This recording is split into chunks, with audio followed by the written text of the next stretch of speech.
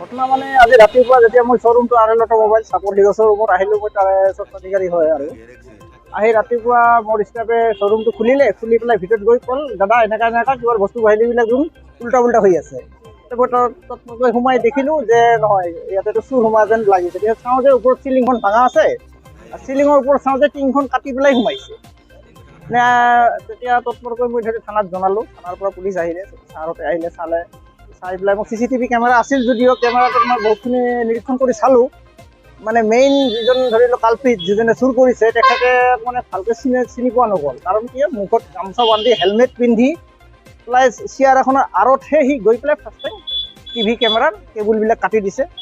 আৰু এতিয়া শ্বৰুমটোৰ পৰা মই চোৱাৰ ভিতৰত দেখা পালোঁ যে মোৰ লেপটপটো নাই, আৰু কেমেৰাৰ মনিটৰ বা কেমেৰাৰ কি এইবিলাক থাকে সেইবিলাক বস্তু নাই। আৰু এনে পাৰ্টছটো আছে অলপ উল্টা পুল্টা কৰিছে, কিন্তু কি সঠিকভাৱে নিছে মই ক'ব নোৱাৰোঁ। এতিয়া চোৱা নাই ভালকৈ, কেছটো মই খুলি চোৱা নাই। অলপ ধৰি লওক কেছত বেছি নাছিল যদি অলপ চলপ পইচা আছিল, কিন্তু মই খুলি চোৱা নাই। কিন্তু ডয়াৰবিলাক চব খোলাই পাইছোঁ।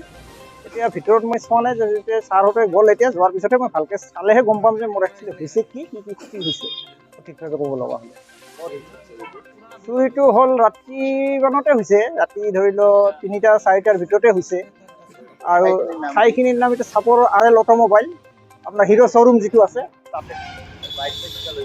বাইক লোৱা নাই, পাৰ্টছ এইবিলাক অলপ ওলোটা পোলোটা কৰিছে, নকৰা নহয়। আৰু এই লেপটপটো লোৱা বুলি মানে সঠিক আৰু লেপটপটো নাইয়ে। তাৰপিছত মনিটৰ এইবিলাক নাই, কিবা আমাৰ কেমেৰাৰ বস্তুখিনি নাই।